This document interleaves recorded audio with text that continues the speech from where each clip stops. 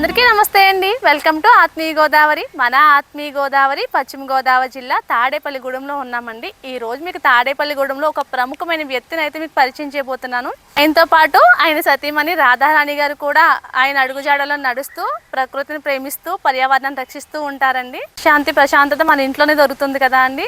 అలాంటిది సోమసుందర్ గారి ఇంట్లో ఎంతో మంది ప్రముఖులు వస్తూ ఉంటారు. ఆయన ఇల్లు ప్రతి ఒక్కరిని ఆకర్షిస్తుందండి. ఆ ఇల్లే ఒక బృందావనం లాగా ప్రతి ఒక్కరిని ఆకర్షిస్తుంది. అలాంటి ఇంటిని ఈ రోజు మీకు ఈ వీడియోలో చూపించబోతున్నాను. హాయ్ అండి, ఆత్మీయ గోదావరి ప్రేక్షకులకు నమస్కారం. ఓపక్క భానుడి ప్రతాపానికి ప్రతి ఒక్కరూ విలవిలలాడిపోతున్నారు. ఇంట్లో ఉండలేక బయటకు రాలేక నిస్సత్తువతో నీరసించిపోతున్నారు. ఇటువంటి సమయంలో మీకు ఒక మంచి ఆక్సిజన్ హబ్ను చూపించాలని అనుకుంటున్నాము. నిరంతరం వార్తల హడావుడి, క్షణం తీరికలేని బాధ్యతలు. ఇండియన్ జర్నలిస్ట్ యూనియన్ సెక్రటరీ జనరల్గా దేశవ్యాప్తంగా తిరుగుతూ ఎంతో బిజీగా ఉండే సీనియర్ జర్నలిస్ట్ శ్రీ దూసనపూడి సోమసుందర్ గారంటే చాలా మందికి తెలుసు. ఎంతటి ఒత్తిడి ఉన్నా ఆయన ముఖంలో ఎప్పుడూ కనిపించే ఆ చిరునవ్వు, ఆ ప్రశాంత వదనం వెనుక ఉన్న రహస్యం ఏంటో తెలుసా? అదే తాడేపల్లి గూడెంలో ఉన్నవారి ఇల్లు. ఇల్లు అంటే 4 గోడలు కాదు, అదొక అద్భుతమైన ఆక్సిజన్ హబ్. కాంక్రీట్ జంగిల్గా మారుతున్న నేటి కాలంలో సోమసుందర్ గారి నివాసంలోకి అడుగుపెడితే చాలు, ప్రకృతి ఒడిలోకి వెళ్లి సేద తీరుతున్న అనుభూతి కలుగుతుంది. ఇల్లంతా రకరకాల మొక్కలతో, స్వచ్ఛమైన గాలితో, హిమాలయాల చల్లదనంతో అందరికీ స్వాగతం పలుకుతుంది. ఈ పచ్చని నందనవనం వెనుక ఒక అద్భుతమైన గృహిణి హస్తం ఉంది. వారే సోమసుందర్ గారి ధర్మపత్ని రాధారాణి గారు. భర్త సమాజం కోసం నిరంతరం శ్రమిస్తుంటే రజనిగారు హైస్కూల్ ఉపాధ్యాయునిగా ఎంతగానో శ్రమిస్తూ ఇంటి బాధ్యతలు సక్రమంగా నిర్వహిస్తూ ఈ ఇంటిని ఒక ప్రాణవాయువు నిలయంగా మార్చారు. ఇక్కడ ఉన్న ప్రతి మొక్కను ఒక తల్లిలా పెంచుతున్నారు. ముఖ్యంగా ఈ ఇంట్లో ఉన్న మొక్కలన్నీ 24 గంటలు స్వచ్ఛమైన ఆక్సిజన్ను ఇచ్చే ప్రత్యేకమైన జాతులు కావడం విశేషం.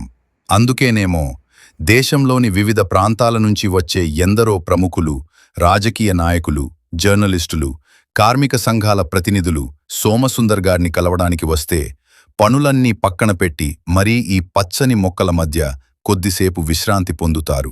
ఇక్కడికి రాగానే మానసిక ఒత్తిడంతా మాయమైపోతుందని వారు సంతోషంగా చెబుతుంటారు.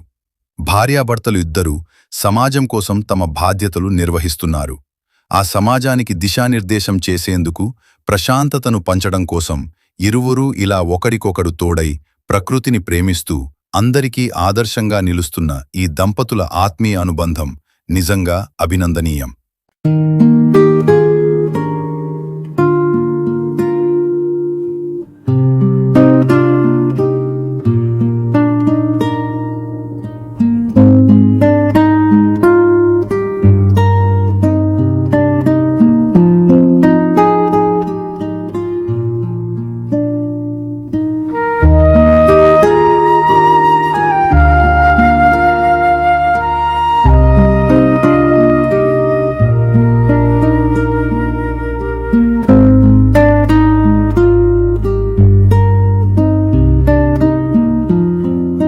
లక్ష్యం 3 దశాబ్దాల అంకిత భావం, అక్షరాలే ఆయుధాలుగా, క్రమశిక్షణే మార్గదర్శిగా మీ చిన్నారుల భవిష్యత్తుకు బంగారు బాట. ఆచంట నియోజకవర్గ కేంద్రంలో ఒకే ప్రాంగణం, ఒకే మేనేజ్మెంట్. ఆంధ్రప్రదేశ్ ప్రభుత్వ గుర్తింపు పొంది 35 ఏళ్లుగా నాణ్యమైన విద్యను అందిస్తున్న ఏకైక విద్యా సంస్థ భవ్య భారతి విద్యానికేతన్. 2026 నుంచి 27 వరకు విద్యా సంవత్సరానికి అడ్మిషన్లు ప్రారంభమైనవి. నేడే మీ సీటును రిజర్వ్ చేసుకోండి. Bhavya Bharati Vidyaniketan, market road, Achanta. Cell 9989903126.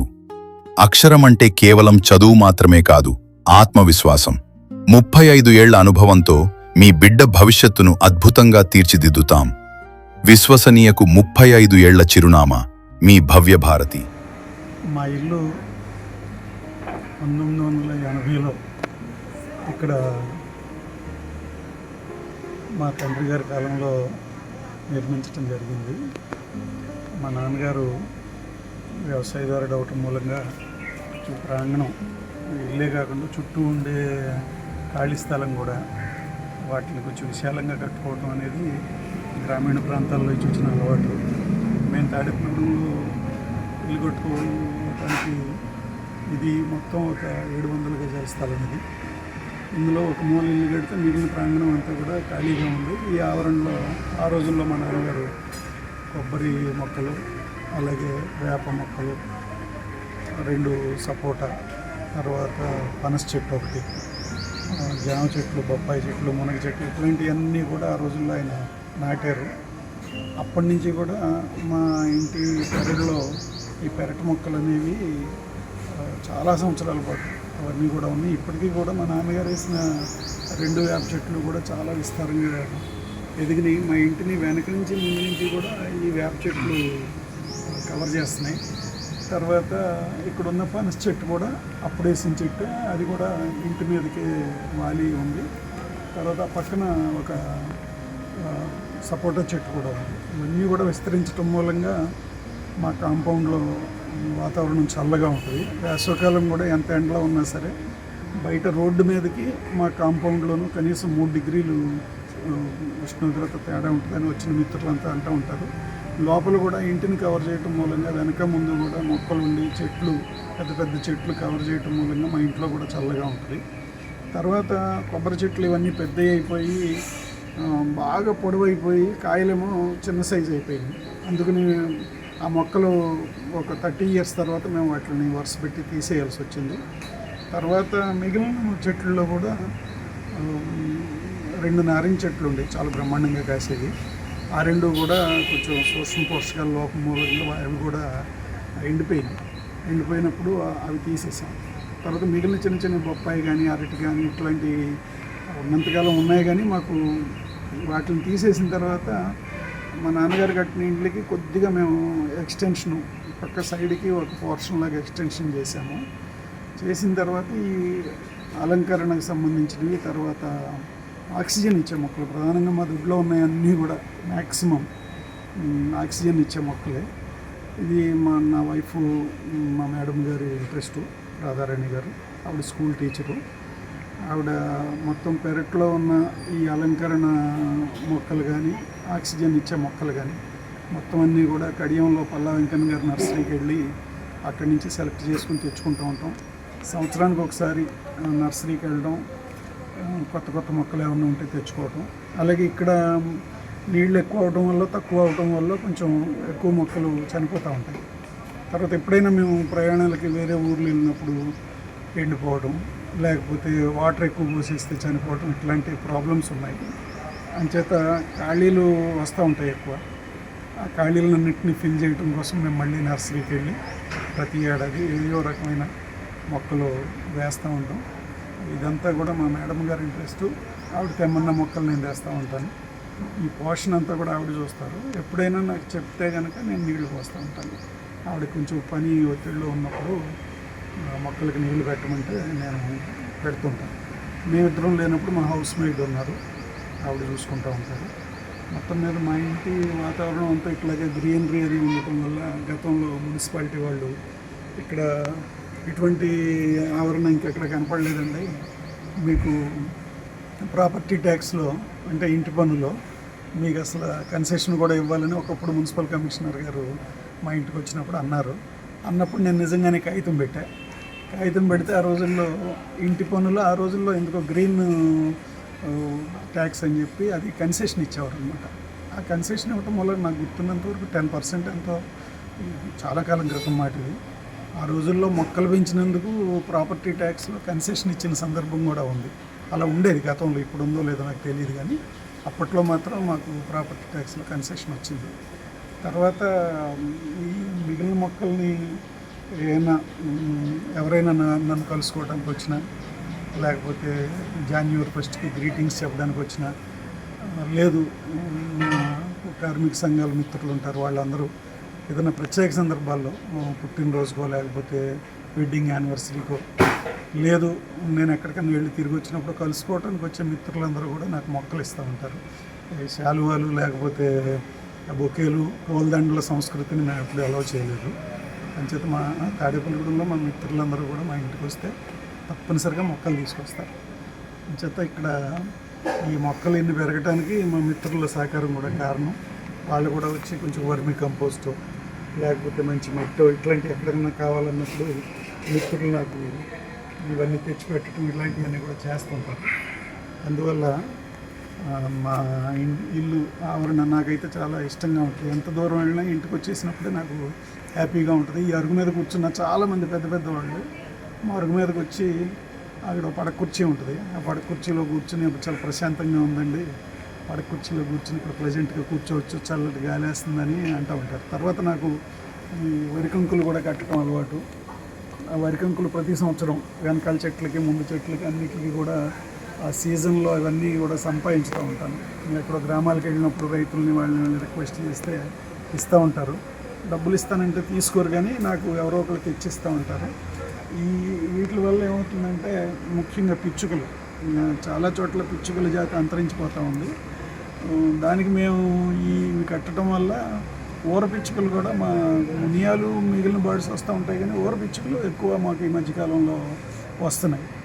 తర్వాత ఏమో ఈ చిన్న చిన్న కుండలు పెట్టి వాటిలో కూడా వాటర్ అవి పెట్టడం, తర్వాత గిన్నెలు పెట్టి వాటిలో వాటర్ పెట్టడం అట్లాంటివి కూడా చేస్తూ ఉంటాం.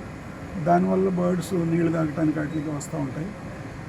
కొన్ని ఇదివరకు ఫ్లవర్ మొక్కలు కూడా తీగలు ఇవన్నీ ఉంటాయి, వాటి మీదకి మాత్రం ఎక్కువ రకరకాల బర్డ్స్ వచ్చాయన్నమాట. అవి రోజుల తరబడి పొద్దుట సాయంత్రం కూడా వస్తూ ఉన్నాయి. అంచేత మొక్కలతో పాటు మాకు పక్షులు కూడా రెగ్యులర్గా మా అరుగు మీదకి రావడం, తర్వాత కొన్ని అయితే ఇక్కడే బ్రీడింగ్ చేయటం, పిల్లలు పుట్టే వరకు ఉండటం, పిల్లలు ఎగిరే వరకు ఉండటం, ఇవన్నీ కూడా మా లైఫ్లో ఒక భాగంగా ఉన్నాయి.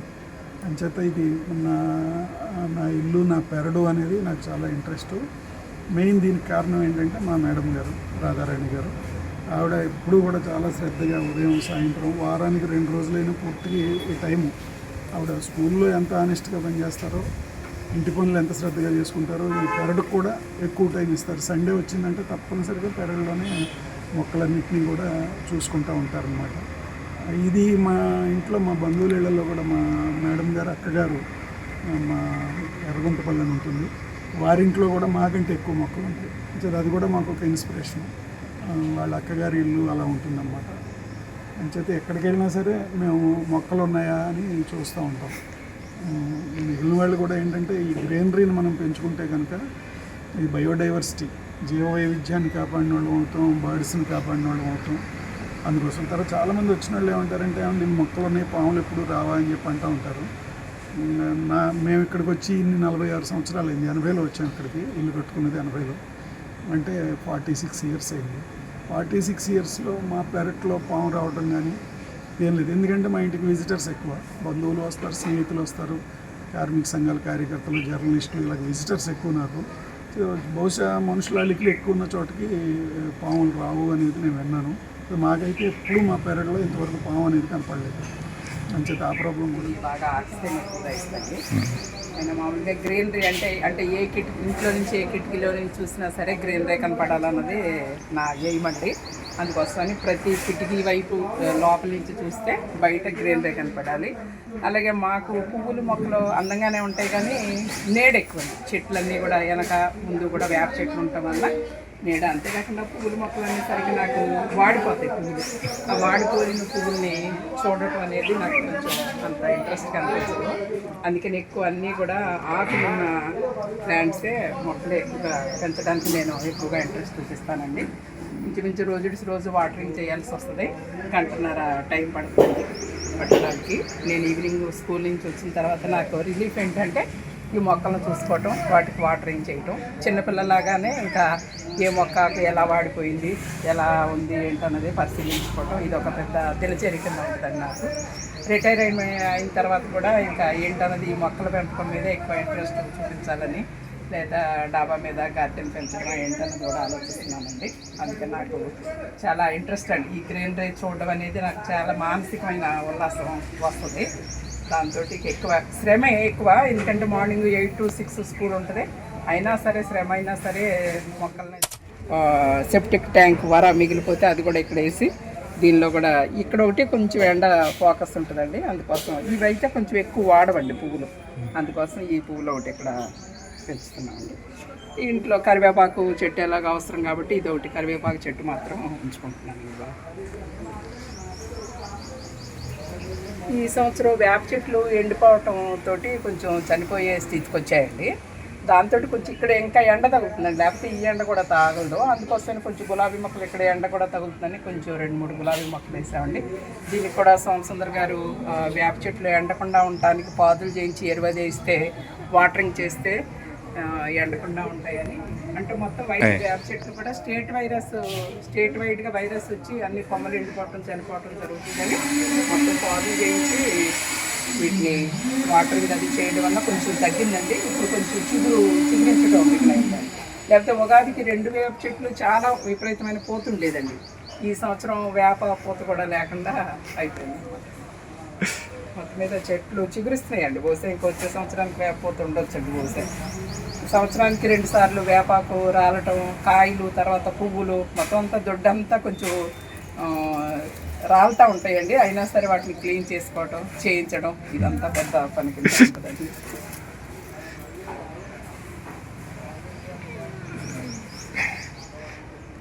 ఈ నాకు ఇల్లుకు అలసిపోయినప్పుడు అది కూడా ఇటువైపు చూస్తూ ఉంటే కన్నా ఇవి చాలా గ్రీనరీగా కనిపిస్తూ ఉంటాయి. కిటికీ అంతా కూడా ఎదిగినాయండి ఇవి. కాకపోతే ఈ ప్లాంట్స్ కొంచెం ఇరిస్తే కన్నా వచ్చే జ్యూస్ కొంచెం చిన్నపిల్లలు అయితే కన్నా ప్రమాదం అంటారు, కానీ ఆకులు మాత్రం ప్లాస్టిక్ పువ్వుల్లాగా ఇలాగా బాగుంటాయి అని చెప్పేసి నేను వీటిని వదలకుండా పెంచుతున్నానండి. అది వచ్చి స్నేక్ ప్లాంట్ అండి. అది కూడా మనకి ఎయిర్ పొల్యూషన్ని తగ్గిస్తున్నట్టండి. ఇది స్నేక్ ప్లాంట్. ఇది కూడా ఇక్కడ ల్యాప్టాప్ ముందు కంప్యూటర్ దగ్గర అది కూర్చున్నప్పుడు ఇక్కడ అంతకుముందు మాకు దినకా రాజా అని ఉండేదండి, నైట్ గ్రీన్ టైపు. దానికైతే కాయలు చిన్న కాయలు వచ్చాయండి. దానికి అసలు ఎర్లీ మార్నింగ్ బర్డ్స్, రకరకాల బర్డ్స్ అండి. కాకపోతే బాగా చెట్టు పెద్దదైపోయి లోపలికి కిటికీ నీడ వచ్చేసిందని చెప్పేసి ఇంకా దాన్ని నరికించాము. కానీ అది ఉంటే ఇంకా చాలా బాగుండేదండి. అసలు అన్ని వెరైటీ ఆఫ్ బర్డ్స్ మేము చూడలేదండి. పళ్ళు అంటే ఆ పువ్వులకి కాయలు వచ్చాయండి. వాటిని తినటం కోసమని అవి ఎక్కువ బర్డ్స్ బాగా వచ్చేసాయి అన్నమాట అండి. కానీ చాలా అందంగా, పైగా స్మెల్ కూడా చాలా బాగుండేదండి. ఫ్రాగ్రెన్స్ దొడ్డంతా కూడా ఆ ఫ్రాగ్రెన్స్ తోటి ఉండేది. బర్డ్స్ చాలా హ్యాపీగా అనిపించేదండి ఆ వాతావరణంలో మేము కూర్చొని. ఇది ల్యాప్టాప్ అది చూసుకుంటున్నా సరే.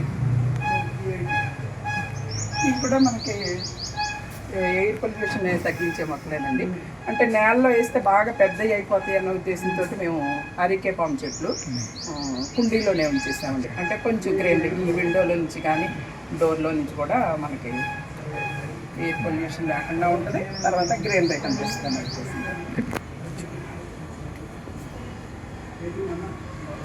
ఇవి లిల్లీ పూలు టైప్ అండి. ఎలా అంటే బాగా ఇది అంటే నాకు ఇలాగ గ్రీనరీ ఎక్కువ ఇష్టం అండి. ఆకులు కూడా చాలా పెద్దగా వచ్చి గ్రీనరీగా ఉంటుంది. తర్వాత ఒక గెల వచ్చి పువ్వు వస్తుందండి అక్కడ ఉంది. ఆ గెలకు కూడా లైట్ దగ్గరగా చూస్తే కన్నా మంచి స్మెల్ వస్తూ ఉంటుంది.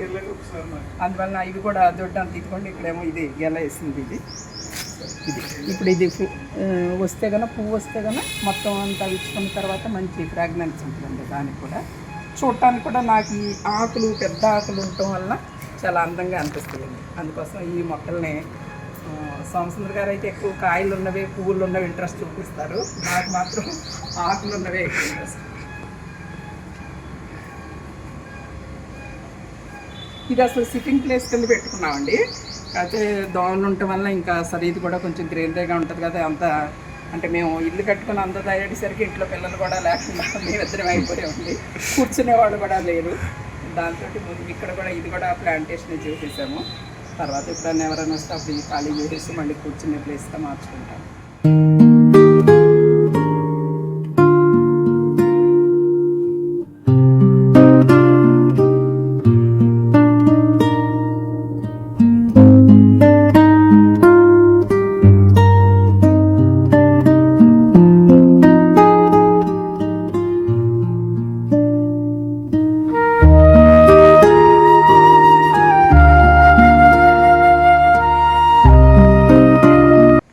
కూరపనస అండి ఉన్నాయండి. ఒక ఈ సంవత్సరమే కొంచెం తక్కువ కాసేయండి.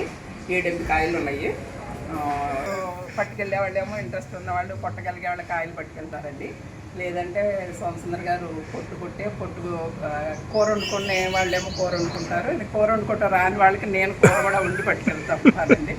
అంటే అన్నీ పచ్చి పెట్టడం ఇవన్నీ కూడా ఇంట్రెస్ట్. దాంతో ఏంటంటే వాళ్ళు కూర వండిన కూర బాగుందన్నా, పొట్టు బాగుందన్నా, కాయలు బాగున్నాయన్నా మాకు ఆనందం కదండి. అందుకోసమని అవన్నీ అటువంటి పనులన్నీ చాలా ఇంట్రెస్ట్గా ఇద్దరం కలిసి చేస్తూ ఉంటాం.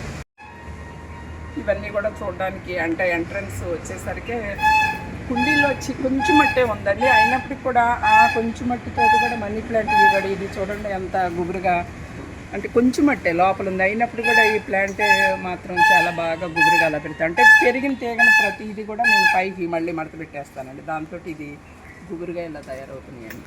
చూడడానికి అందంగా ఉంటుందండి. దీని మీద అసలు వేరే రెడ్ ఫ్లవర్స్ వచ్చేది తీగండి. మా అత్తగారింటి దగ్గర చూసి వేశాను, కానీ వేప చెట్టు నేయడం వల్ల ఈ దీని మీద తీగ పాకడం మానేసి వేప చెట్టు మీదకి వెళ్ళిపోయిందండి. ఒకరోజు బయట ఫ్లవర్స్ ఉంటే చూస్తే పైకి చూస్తే చెట్టు నిండా వేప చెట్టు నిండా ఆరెంజ్ కలర్ ఫ్లవర్స్.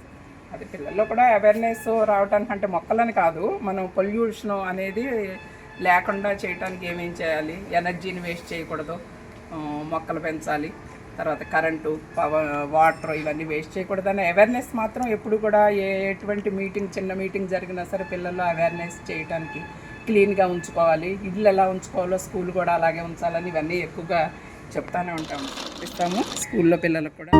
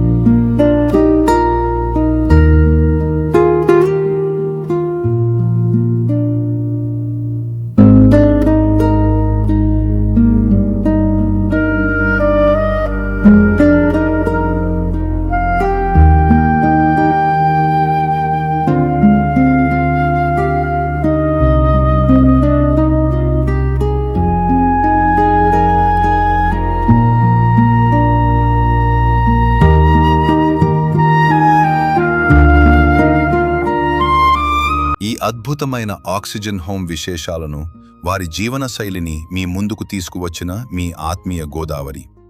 ఛానల్ను సబ్స్క్రైబ్ చేసుకోండి, లైక్ కొట్టండి, షేర్ చేయండి, బెల్ ఐకాన్పై క్లిక్ చేసి ఇటువంటి మంచి వీడియోలు నిరంతరం చూస్తూనే ఉండండి.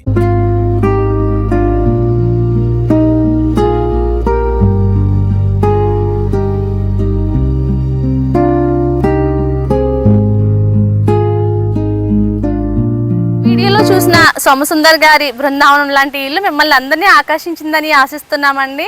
ఇలాంటి మంచి వీడియోస్ అన్నిటినీ కూడా దేవాలయాలు, మన చుట్టుప్రక్కల సమాచారము, అలానే అందమైన ఇల్లు, పాత వస్తువులు, ఇవన్నీ కూడా ఇలాంటి మంచి ఇన్ఫర్మేషన్ అంతా కూడా మీకు చేరవేయాలంటే మన ఆత్మీయ గోదావరి ఛానల్ని లైక్ చేయండి, షేర్ చేయండి, సబ్స్క్రైబ్ చేయండి, కామెంట్ చేయండి, బెల్ ఐకాన్ని క్లిక్ చేయండి. మా నోటిఫికేషన్స్ అన్నీ మీ వరకు చేరుతాయి. నమస్తే. ఆత్మీయ గోదావరి ఛానల్ను సబ్స్క్రైబ్ చేయండి, లైక్ చేయండి, షేర్ చేయండి.